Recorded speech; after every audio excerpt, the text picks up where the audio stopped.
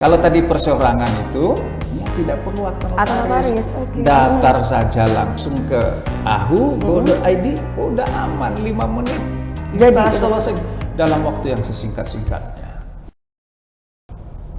Halo Tribuners, jumpa lagi bersama dengan Mutiara dalam tayangan podcast Tribun Lampung TV. Seperti biasa Tribuners, kalau misalkan podcast ataupun wawancara eksklusif bersama dengan narasumber, Mutiara nggak sendirian. Dan kali ini ada salah satu topik menarik yang akan kita bahas, yaitu terkait dengan seberapa pentingnya sih mendaftarkan usaha menjadi perseroan perorangan. Dan kita juga sudah kedatangan narasumber yang super duper hebat yang akan memberikan informasi dan juga wawasannya kepada Tribuners di rumah yang tentunya akan sangat bermanfaat nih. Ya, telah datang bersama dengan Mutiara di sini, yaitu Bapak Alpius Sarumaha selaku Kepala Divisi Pelayanan Hukum dan HAM Kanwil Kemenkumham Lampung. Halo Pak Alpius. Halo juga Mbak Mutiara. Bagaimana kabarnya Pak hari ini Pak? Luar biasa. Oke, warna bajunya ini udah cerah banget ya, menunjukkan semangat dari Pak Alpius ya. Secerah hati saya. Oh, luar biasa sekali. Nah, memang secerah hati Pak Alpius karena hari ini Pak Alpius akan berbagi informasi tentunya bersama dengan Tribuners untuk memberikan tambahan ilmu tentunya bagi Tribuners di rumah. Oke, Pak Alpius, kan tadi sudah dijelaskan nih sama Mutiara terkait dengan tema kali ini. Kita akan membahas seberapa penting sih usaha itu untuk mendaftarkan menjadi perseroan perorangan. Sebenarnya apa sih Pak yang dimaksud dengan perseroan perorangan? Baik, ini Mbak Muti, makasih. Saya tentu menyapa teman-teman Tribuners dulu. Salam sehat untuk kita semua. Oke. Pada pagi hari ini kami sangat bersukacita sekali karena mendapatkan kehormatan bisa masuk di Tribun ini untuk menyampaikan beberapa hal, menginformasikan dan mensosialisasikan. Pertama topik yang tadi Mbak Mutiara sampaikan, masalah perseroan perorangan. Betul. Memang ada banyak tanya masih terkait perseroan perorangan. Iya, masih banyak yang belum paham ternyata ini Pak. Tapi sebenarnya sederhana ya, memahami perseroan perorangan itu seperti apa. Sebenarnya itu sudah diawali kata perseorangan, jadi ada seorang. Tapi sebelum sampai ke sana perlu saya sampaikan ini bahwa sebenarnya asal muasal perseroan perorangan ini asalnya sebenarnya ini pengembangan dari perseroan terbatas. Kalau Mbak Muti masih ingat di Undang-Undang Nomor 40 Tahun 2007, di sana di ketentuan umum itu ada didefinisikan terkait perseroan terbatas atau yang sering dikenal dengan perseroan. Di perseroan pada Undang-Undang yang Nomor 40 2007 itu memang di sana didefinisikan bahwa itu sebuah badan hukum. Badan hukum yang terdiri dari kumpulan atau dari modal-modal yang bersatu. Ya, jadi kumpulan beberapa modal yang bersatu, kemudian melakukan kegiatan-kegiatan. Kemudian kegiatan-kegiatan itu terus dilakukan bersama dengan modal-modal yang terbagi nanti dalam bentuk saham. Jadi persekutuan modal, jadi badan hukum yang modalnya bersekutu. Jadi bersekutu berarti lebih dari dua orang, lebih dari satu. Lebih dari satu dan dua, iya betul. Itu sekali. Kalau definisi perseroan terbatas. Tetapi inilah yang kita lihat ya, pemerintah kita ini sangat care terhadap masyarakat. Kenapa? Karena pemerintah melihat begitu banyak pelaku-pelaku ekonomi. Ya, pelaku ekonomi ini begitu banyak. Nah, pemerintah akhirnya mengembangkan itu dengan dulu lahirnya Undang-Undang Cipta Kerja. Ya, masih ingat ya, Mbak Muti ya? Betul sekali. Tahun 2020. Iya. Nomor 11. Di sana akhirnya dikembangkan definisi dari perseroan terbatas yang dikenal dengan perseroan itu akhirnya dikembangkan ditambah dengan atau perseroan perorangan jadi badan hukum yang bisa didirikan oleh satu orang. Satu orang, oke. Tapi Mbak Muti harus ingat bahwa, dan teman-teman Tribuners harus ingat bahwa perseroan perorangan ini nanti itu memang hanya ada satu yang mendirikannya, satu orang. Satu orang. Ya, kalau dua orang ya berarti dia masuk pada perseroan terbatas pada umumnya. Pada umumnya, oke. Tapi dengan catatan Mbak Muti, kalau perseroan perorangan nanti ini yang didirikan oleh satu orang, ya tetap juga namanya perseroan terbatas, hanya sebutan hari ini disebut perseroan perorangan. Perorangan, oke. Satu orang pemodalnya dengan catatan kriteria yang harus dipenuhi adalah dari UMK. Oke. Yaitu usaha mikro dan kecil. Kecil. Artinya di luar itu tidak boleh masuk ke kategori perseroan perorangan. Nah, jadi itu yang membedakannya antara perseroan terbatas pada umumnya dan perseroan perorangan pada saat ini. Oke, jadi memang dengan adanya peraturan tadi yang baru yang disebutkan oleh Pak Alpius ini membuktikan bahwasannya memang definisi dari perseroan perorangan ini memang beda dan diambil sebenarnya dari perseroan terbatas tadi. Iya. Oke. Jadi memang di perseroan perorangan jadi ada dua unsur yang harus terpenuhi. Dua unsur yang terpenuhi apa ya? Perorangan, kemudian ada UMK. UMK, oke. Mikro dan kecil. Nah, itu jadi dua unsur yang paling penting gitu ya Pak dalam perseroan perorangan yang harus diperhatikan oleh Tribuners semua. Oke. Nah, kalau berbicara tentang perseroan perorangan nih Pak, sebenarnya apa sih kelebihan dari kita melakukan pendirian perseroan perorangan dibandingkan dengan perseroan terbatas mungkin secara umumnya? Jadi memang kelebihannya ini luar biasa. Jadi ada kemudahan-kemudahannya. Kelebihannya satu, memang didirikan oleh satu orang. Kemudian dia itu one tier. Artinya didirikan satu orang, diawasi juga oleh satu orang. Oke. Dan modalnya juga satu orang yang memodali, dan kemudian itu tidak ditentukan seberapa besar modal yang harus dimasukkan. Ke dalam. Hanya dengan catatan bahwa harus masuk kelompok dari mikro dan kecil. Okay. Kalau mikro dan kecil kan sudah tahu kita nih, untuk menentukan dia mikro dan kecil, kita lihat saja nih modalnya. Kalau modalnya itu 5 miliar ke bawah, nah tentu kita harus bedakan lagi nanti antara kecil, kemudian antara mikro kecil. Kalau mikro itu modalnya 1 miliar ke bawah. Oke. Nah, dalam 1 tahun itu penjualan atau asetnya maksimal 2 miliar, masuk kategori kecil. Kategori mikro.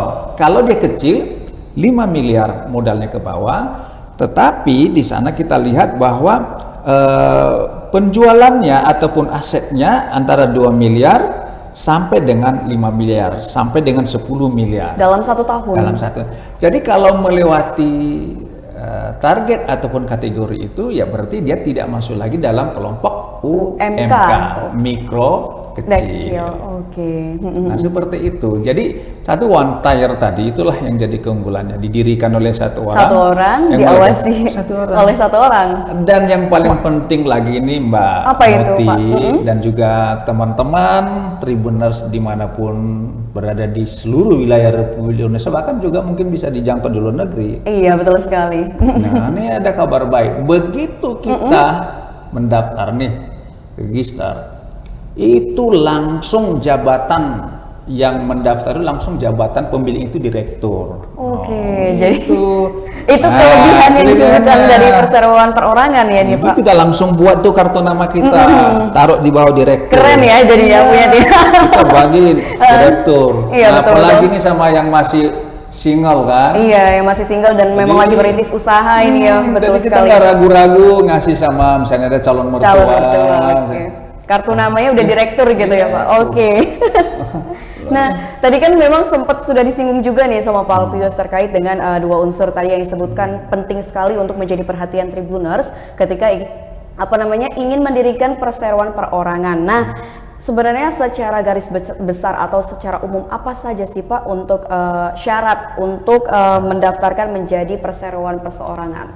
Nah, jadi memang persyaratannya untuk bisa mendirikan ya Mbak Muti sederhana saja. Yang penting warga negara Indonesia. Karena di sana tidak disyaratkan harus misalnya berkulit mata seperti saya ini ya.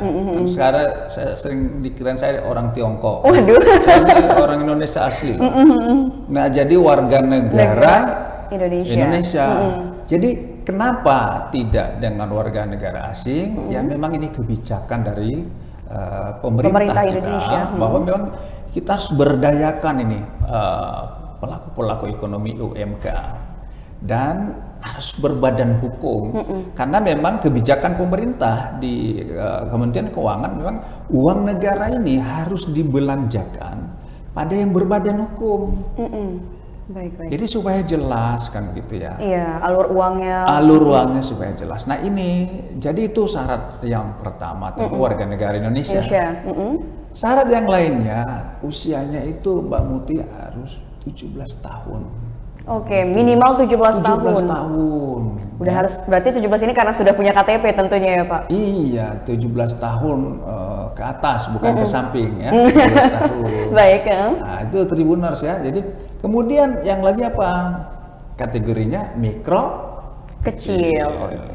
Jadi kalau mikro kecil berarti modalnya di bawah 5 miliar. Kalau lebih dari situ ya tidak pas lagi lah ya. Masuklah ke PT pada umumnya. Berarti dia karena sudah masuk PT pada umumnya, maka dia sudah harus menggunakan akta notaris.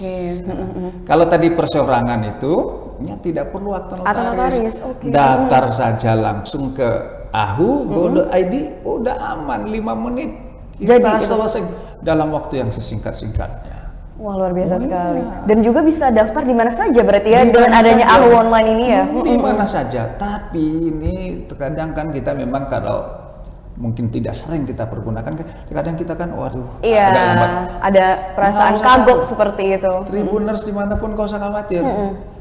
Kementerian Hukum dan yang ada di Lampung kita layani. Kita lakukan dalam waktu yang sesingkat-singkatnya. 5 menit, 7 menit, jadi itu. Langsung direktur kita. Jadi 5 menit, 7 menit setelah kita mendaftar nih ya di AHU online ini langsung bisa memiliki jabatan direktur ya? Direktur. Luar biasa sekali ya, tidak butuh waktu lama nih ya Pak Alpius. Nah Pak Alpius sebenarnya kan yang menjadi pertanyaan mungkin bagi Tribuners di rumah masih penasaran. Sebenarnya jenis kegiatan usaha apa aja sih yang bisa didaftarkan itu menjadi perseroan perorangan? Maksudnya ada kategori tertentu kan? Tadi kan UMK itu jelas nih Pak, cuman jenis kegiatan usahanya apa saja? Memang banyak yang bertanya juga ya Mbak Mutiara ya, apa sih usahanya Pak? Apa yang bisa saya lakukan ini Pak? Sebenarnya kalau sudah kita baca nggak sulit ya. Kami mau sampaikan pada Tribuners dan kita semua bahwa begitu banyak jenis usaha yang bisa dilakukan. Yang penting pada saat mendaftar itu kita buat nanti pernyataan apa saja. Nah di sana kita bisa di-guide dengan ada peraturan dari BPS. Apa itu, Badan Pusat Statistik itu ada peraturannya. Peraturan dikeluarkan itu tahun 2020. Tahun 2020 nomor 2 itu namanya tentang KBLI namanya. KBL ini singkatan klasifikasi baku lapangan usaha Indonesia. Jadi di sana ada jenis-jenis usaha yang bisa dilakukan atau yang masuk pada ini perseroan perorangan. Kalau kita lihat di KBLI itu di klasifikasi baku lapangan usaha Indonesia. Di sana itu ada 1790 kode KBLI.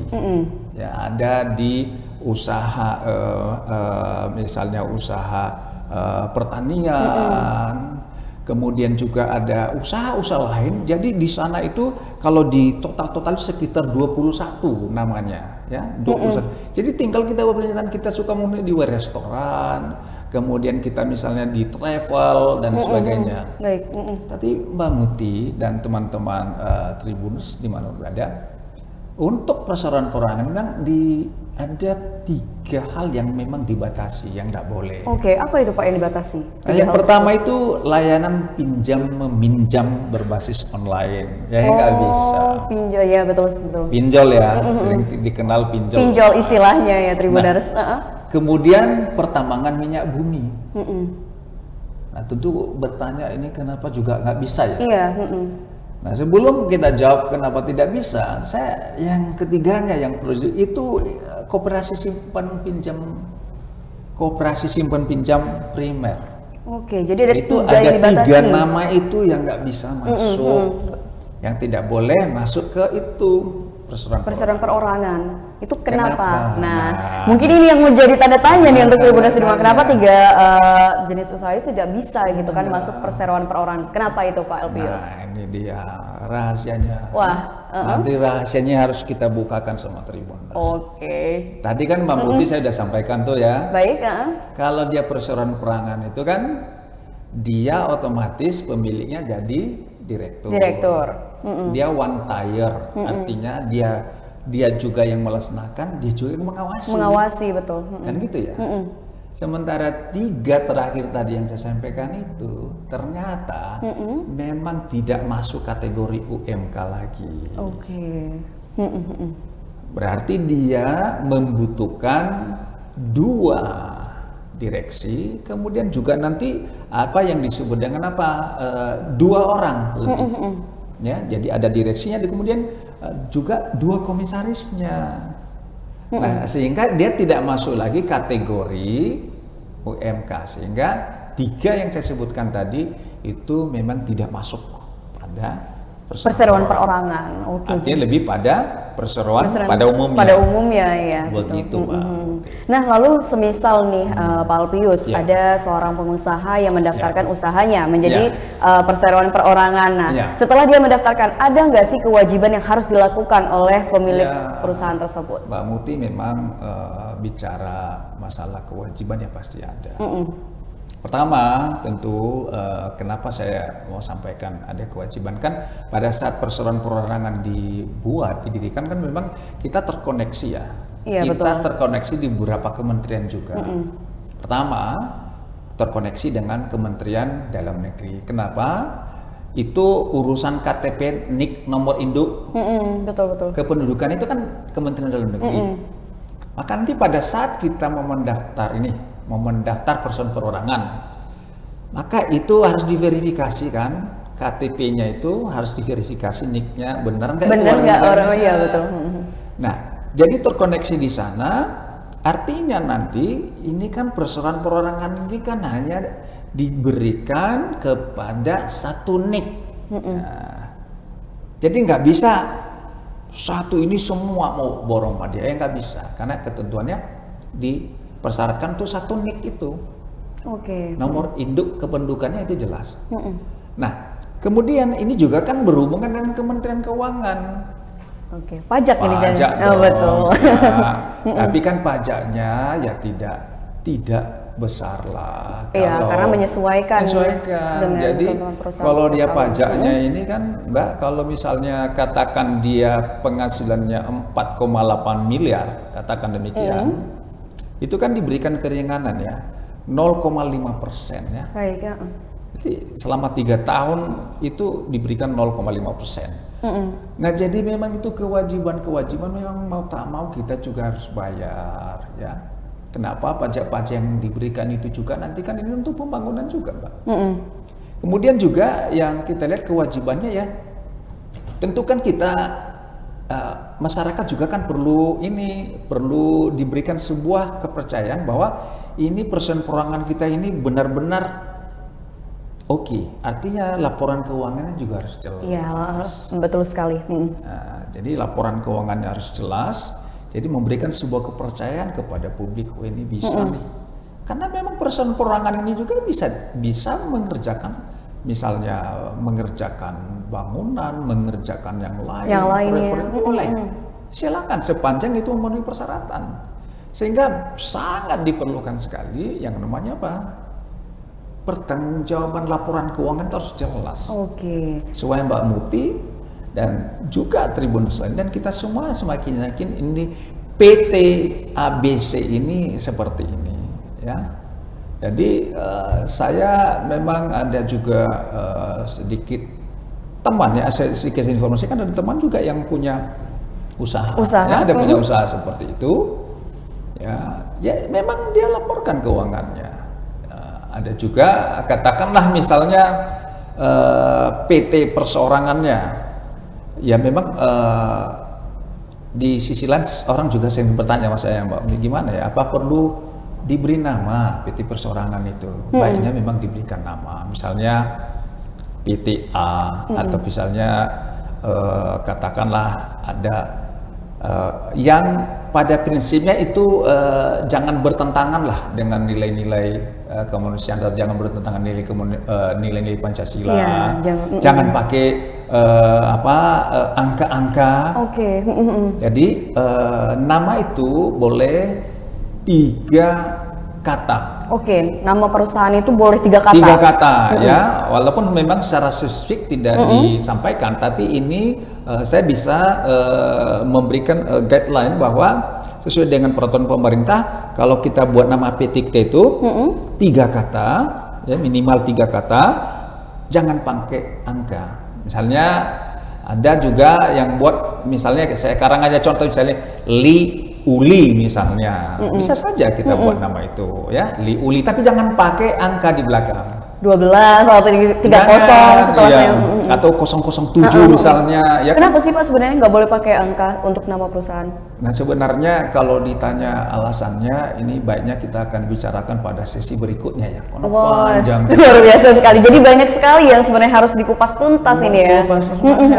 Tapi untuk kali ini saya yakin biar Tribuners dan kawan-kawan yang lain ini langsung keresap ini persoalan perorangan, dan setelah tayangan ini banyak yang daftar perorangan. Karena jelas usahanya. Betul sekali, dan juga Tribuners di rumah yang bingung itu kan akhirnya tercerahkan gitu kan dengan ada informasi dari Pak Alpius. Nah, Pak Alpius kan tadi sudah menyinggung nih masalah kalau misalkan kita mendaftar usaha kita menjadi perseroan perorangan, tentunya akan bersinergi nih dengan beberapa kementerian terkait seperti Kemendagri dan juga Kemenkeu ya. Nah, ini apakah dengan kita mendaftarkan usaha kita menjadi perseroan perorangan, ini kita apakah mendapatkan keuntungan dalam hal pelaporan keuangan ini Pak? Ya pasti Mbak Muti dan Tribuners, kalau kita laporkan keuangan kita tepat waktu atau kita ikutin kewajiban itu ya, itu tadi yang saya sampaikan, ada confidence ya. Memberikan kepercayaan pada masyarakat ini loh. Perusahaan ini jelas gitu ya Pak. Sehingga berikutnya ya pemerintah juga, yang lain juga tidak ragu untuk memberikan memberikan kepercayaan, lakukan ini. Nah, seperti itu Mbak Muti. Jadi teman-teman Tribuners, ayo tunggu apa lagi? Iya, segera daftarkan ya usahanya menjadi perseroan perorangan. Pak Alpius, berarti kan ini tadi kan Bapak sempat bilang bahwasannya kalau misalkan mendaftarkan itu kan satu nama, satu nik itu pemilik usaha itu. Nah, misalkan nih Pak, Mutiara nih contohnya, mendaftar punya 2 usaha nih, mendaftarkan dua-duanya, bisa nggak tuh Pak menjadi perseroan perorangan? Nah, memang kalau kasus seperti itu. Kasus seperti itu sebenarnya nih ya. Kalau saya ditanya nih, sebenarnya kenapa juga sampai dibatasi seperti itu ya? Satu nik, satu perorangan. Sebenarnya maksud daripada pemerintah saya bisa pahami. Artinya kita coba ya adil juga ya, jangan semua diborong gitu ya. Dan satu hal yang pasti bahwa pemerintah mau memastikan bahwa usaha ini memang harus berjalan dengan baik ya. Jadi saat ini di hukum positif kita memang masih mengizinkan seperti itu. Satu nik, satu untuk perseroan perorangan. Nah, seperti itu. Jadi satu nik untuk satu perseroan perorangan. Iya. Jadi daftarnya juga kan hanya 50.000 PNBP-nya. Sangat murah sekali ini ya Pak, untuk mendaftarkan. Nah, tapi Pak misalkan ya, sewaktu-waktu seseorang yang memiliki usaha yang sudah didaftarkan menjadi perseroan perorangan, namun kemudian akhirnya dia ini memutuskan untuk melakukan persekutuan modal atau bisa dikatakan perusahaan ini dikelola lebih dari 1 orang. Nah, itu seperti apa nantinya Pak? Ya, jadi tadi Mbak Muti dan Tribuners tadi saya sudah sampaikan ya, tentu kalau kita sudah ternyata kita sudah lihat bahwa modal kita sudah lebih dari 5 miliar, tentu dari laporan-laporan keuangan kita dan aset-aset kita juga sudah lebih dari 5 miliar. Ya, itu kan sudah dan keinginan kita untuk memang bersekutu dengan yang lain, maka memang tetap dilakukan adakan perubahan. Oke. Karena layanan kita itu juga di AHU itu memang ada layanan itu perubahan. Jadi kita adakan perubahan, otomatis kalau dia sudah mau bersekutu, jadi lebih dari satu orang, maka ini pakai akta notaris. Oke, jadi memang di AHU sendiri itu terdapat apa istilahnya layanan untuk mengubah status dari awalnya kita yang perseroan perorangan menjadi perseroan terbatas karena sudah menyangkutkan modal tadi ya Pak? Betul, ada, jadi aman itu. Artinya karena sudah mau keluar dari perseroan perorangan itu, maka memang persyaratan berikutnya pakai akta notaris. Oke.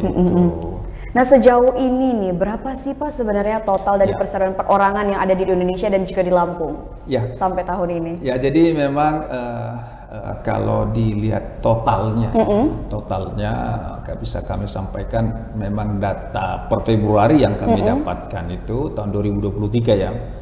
Kalau seluruh Indonesia itu dari data itu 76.114. Di Indonesia secara keseluruhan ya. 76.114 itu data per 1 Februari 2023. Jadi begitu banyak sudah tersebar di seluruh Indonesia. Tapi kalau kita di Lampung memang sebagian dari sana kita itu data yang per 27 April kemarin itu sekitar itu 27 April sudah 657 perseroan ya, khusus yang di Lampung. Provinsi Lampung. Jadi luar biasa Lampung merespon itu, dan di sini sebuah kenyataan yang perlu juga kita sampaikan ke Tribuners bahwa memang Lampung ini luar biasa ya. Potensi luar biasa dan geliat ekonomi itu sudah sangat bagus. Itu yang patut kita acungi jempol pada teman-teman pelaku ekonomi di UMK di Provinsi Lampung ini. Jadi 657 itu suatu bukti nyata ya cukup besar. Kita berharap ke depan ya kalau bisa bertambah angkanya seperti itu. Setelah mendengar penjelasan kita apa sih keuntungan kalau kita daftar perseroan perorangan ya, karena memang di Lampung ini udah banyak sekali UMK, bahkan tidak hanya di Kota Bandar Lampungnya sendiri nih Pak Alpius, tapi banyak banget di daerah-daerah juga. Cuman mungkin benar tadi kata Pak Alpius, banyak yang memang belum paham nih sebenarnya.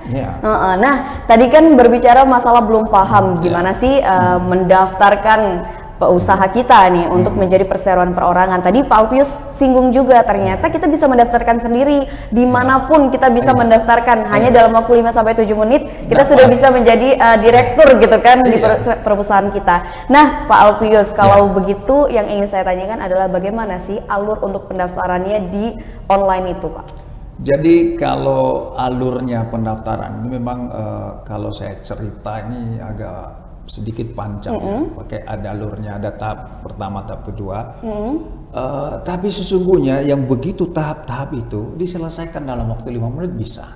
Untuk itu teman-teman Tribuners dan Mbak Mutiara ini nanti bisa dibuka di website. Website kita itu AHU, bukan tahu ya. AHU. Iya, AHU. AHU itu singkatan Administrasi Hukum Umum.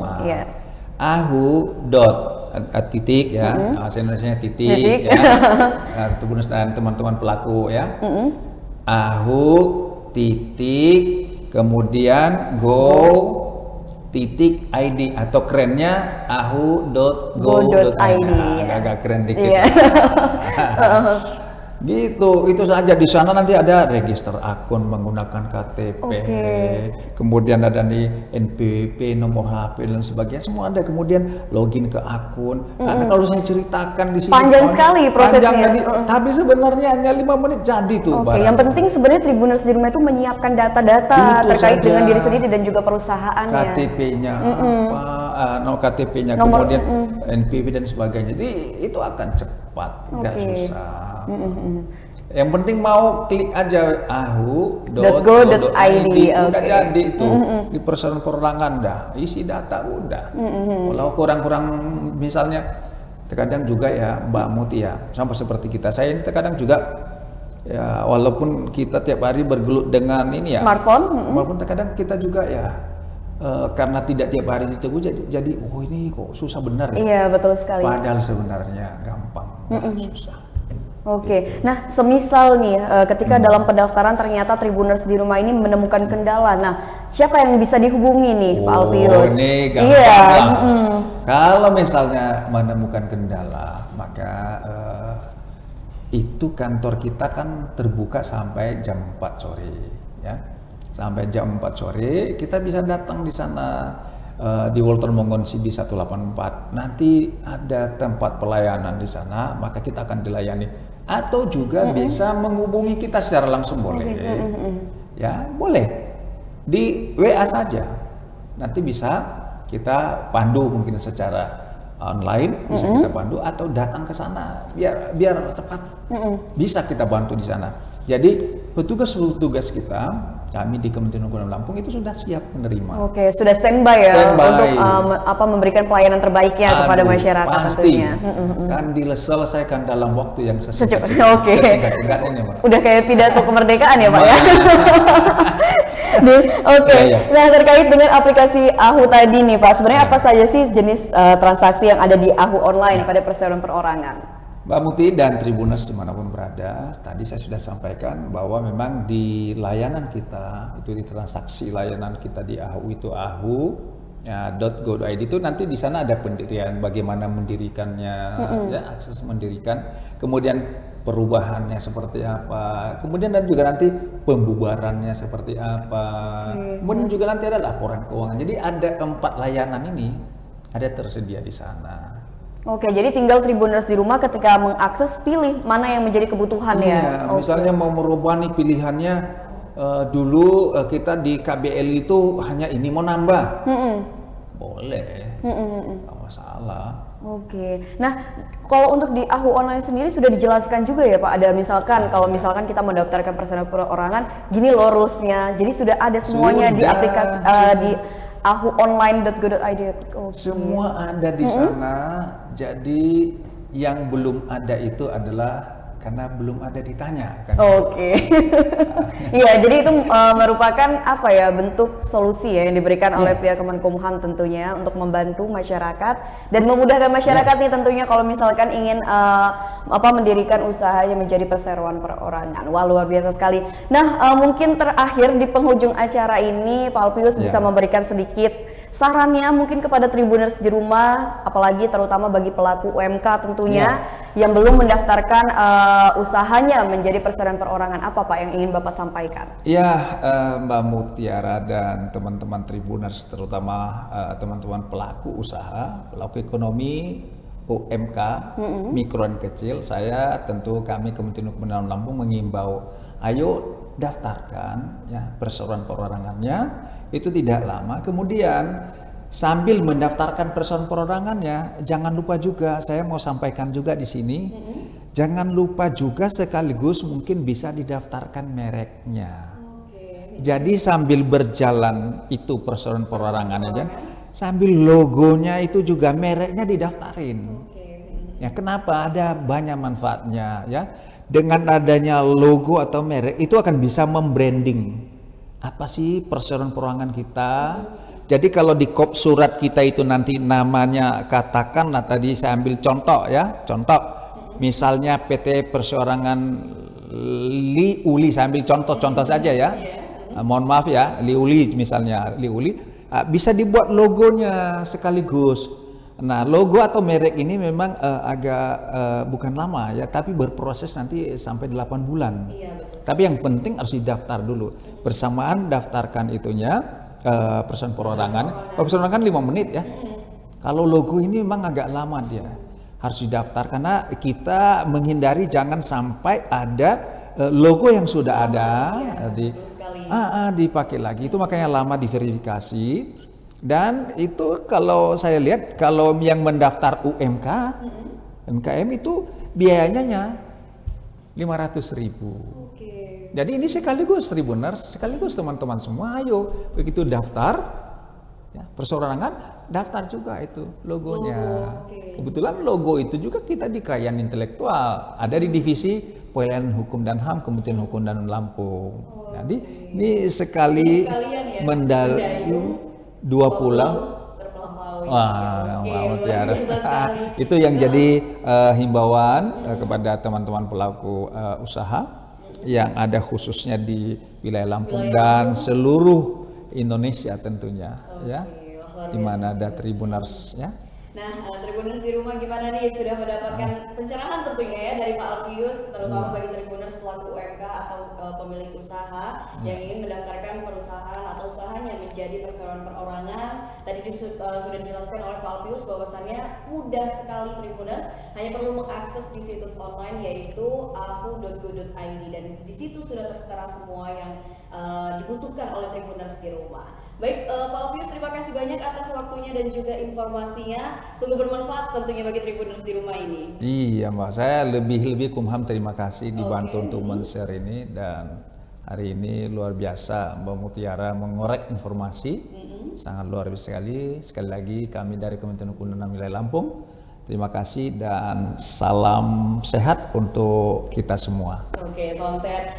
Semoga kita bisa berjumpa nih ya Pak Alpius di lain waktu ya. Mungkin di lain podcast nih ya kita bisa berjumpa lagi. Kayaknya harus sering-sering jumpa ini. Baik.